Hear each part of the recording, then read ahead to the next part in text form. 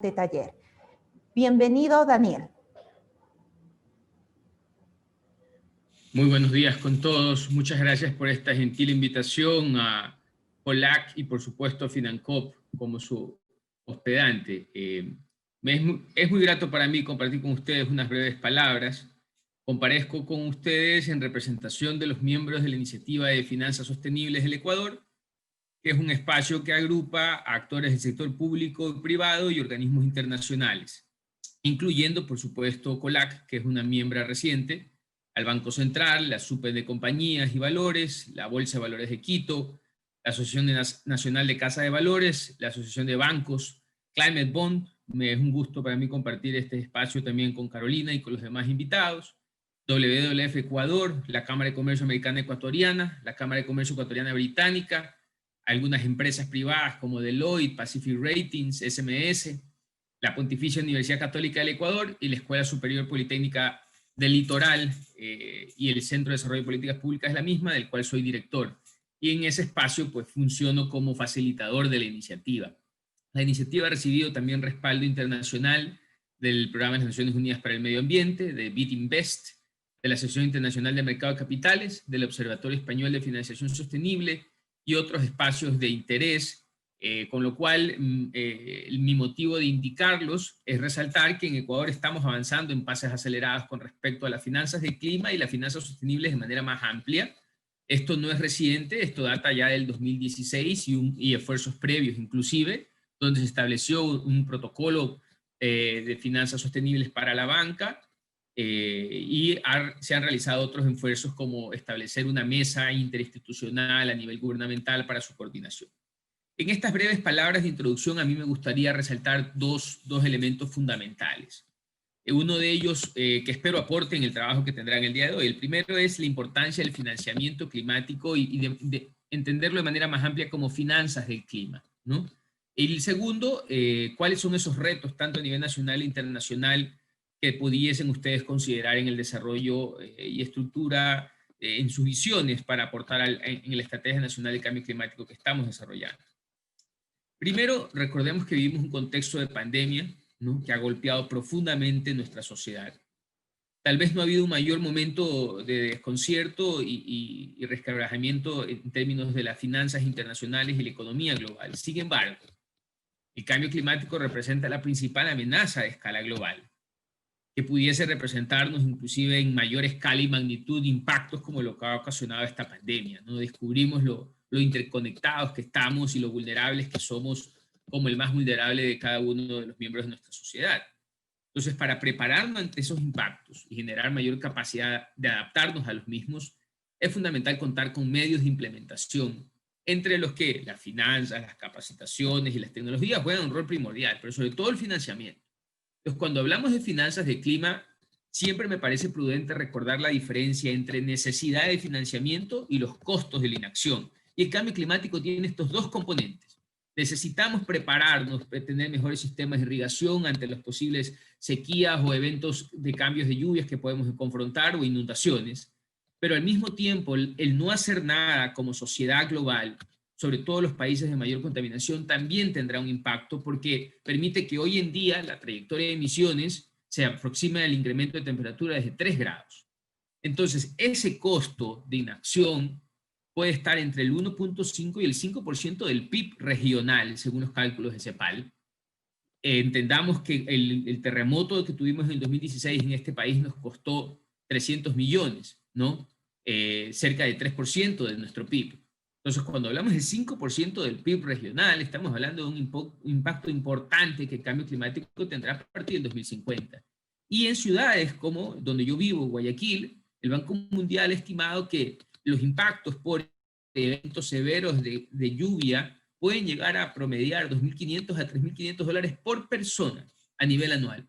Entonces, no estamos hablando de impactos relativos, sino de situaciones realmente que vamos a tener que confrontar. Y lo que buscamos de la financiación del clima es que éstas sean nuevas y adicionales, que no se dupliquen con las que ya tenemos de cooperación internacional para solucionar otros problemas de retos ambientales y de pobreza, pero que al mismo tiempo también acarree una responsabilidad nacional, tanto del aparataje gubernamental como de los actores del sistema de financiamiento, como lo son ustedes como cooperativas y como sistema de red de economía popular y solidaria. Y necesitamos un conjunto de incentivos que permita a los internacionales y a los propios movilizar esos recursos que permitan satisfacer las necesidades, ¿sí? Y que nos permitan reducir los costos de la inacción. Y en ese contexto me gustaría compartir con ustedes que Ecuador es un país altamente vulnerable a los impactos del clima, no solo los físicos, como lo hemos visto, por ejemplo, en lo que puede ser el impacto de la erosión del río Coca en el crudo de oleoductos pesados, sino que nuestra economía, al ser altamente petrolera y dependiente en un porcentaje importante aún de sus ingresos de la misma, va a sufrir impactos severos durante el proceso de transición energética global. Todos los países están cambiando energías renovables, las empresas lo están haciendo, eso va a reducir la demanda y las proyecciones del precio en el futuro no tienden a regresar a lo que tuvimos hace 10 años, que fue un periodo de bonanza. Entonces, si entendemos esto como un riesgo sistémico que podemos confrontar como sociedad, y desde el gobierno y como sociedad lo que buscamos es asegurar estabilidad económica como un sine qua non para el crecimiento, para la aliviación de la pobreza y confrontar nuestros retos del desarrollo, el cambio climático representa riesgos a la estabilidad financiera. No, es ineludible, ¿sí? La omisión de su consideración en el sistema financiero nacional podría amenazar realmente inclusive a la misma dolarización, y es un mensaje central que dejo con ustedes, porque muy pocas veces forma parte de nuestra reflexión, pero no debemos ignorarlo por eso. Sí, el régimen monetario, incluido el de nuestra dolarización, una crisis del sistema financiero generada por falta de confianza o por un inadecuado manejo de las entidades financieras pudiese provocar corridas de depósitos y quiebras de instituciones financieras, lo que a su vez implica que el gobierno nacional necesitará recursos para pagar los costos generados por dicha crisis. Es lo que hemos vivido en el pasado, en el 2000, y durante la crisis del coronavirus fue uno de los cuestionamientos siempre centrales al ver retado el encaje bancario y el sistema de pagos de manera general. Esto, justo con la incertidumbre que se generaría en los agentes económicos en relación a los recursos que requiere el gobierno para pagar el costo de una crisis climática interna, bien sea por afectaciones geográficas o por el precio del petróleo devenido, ¿sí?, puede ahondar aún más en una crisis que ya vivimos hoy post-coronavirus y que nos está costando tanto retomar como economía.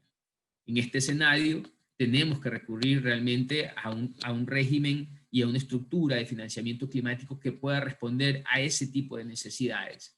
Y tal vez el mejor vehículo para lograrlo y que tenemos por delante en oportunidad de movilización de recursos son las finanzas y clima, que han despertado atención, y debo reconocer yo en el proceso de reactivación post-coronavirus, muchos de los organismos multilaterales lo han posicionado al frente de la discusión. Y esto involucra ¿qué? Principalmente, por favor ténganlo presente en su trabajo, identificar, gestionar y apalancar las acciones que contribuyan al país para solucionar cada una de estas contingencias.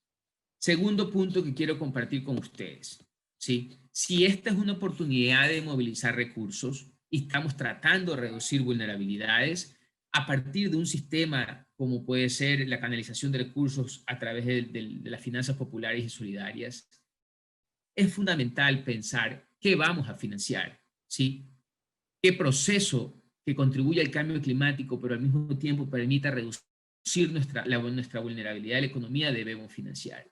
Y es ahí que los portafolios de préstamos que al final del día puedan o no financiarse con bonos emitidos a nivel nacional e internacional, de bonos verdes o sostenibles, o por otras líneas crediticias que vengan subvencionadas a nivel internacional, se focalicen específicamente donde tenemos la mayor capacidad de generar un impacto en el clima, pero al mismo tiempo también de hacer una transición de esa dependencia al petróleo. Y estos son los sectores de transporte eléctrico, de economía circular y de bioeconomía, que ponga además en protección nuestra biodiversidad tan amenazada. Con esta reflexión termino, no sin antes indicarles que los principales retos a nivel nacional e internacional que confrontamos tienen que ver también con la escala y ambición de nuestros procesos de reducción, no solo nacional, sino global, y hoy día el Acuerdo Climático de París se ve muy debilitado sin la participación activa de Estados Unidos y otras economías. En el contexto del coronavirus han dado retroceso en algunos de sus planes. Tenemos que mantener esa insistencia de una responsabilidad y una corresponsabilidad a nivel internacional, pero también introducir un marco normativo dentro del país que nos permita afrontarlo con toda la fuerza y la ambición.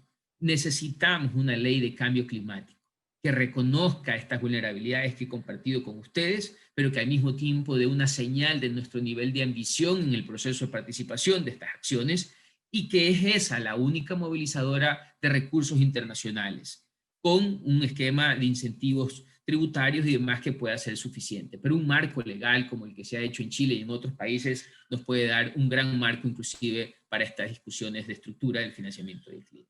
Con esto, pues, les deseo una jornada de trabajo muy productiva en favor del país, y reconociendo el rol crítico que juegan ustedes en las finanzas populares y solidarias. Muchísimas gracias nuevamente por la oportunidad de participar.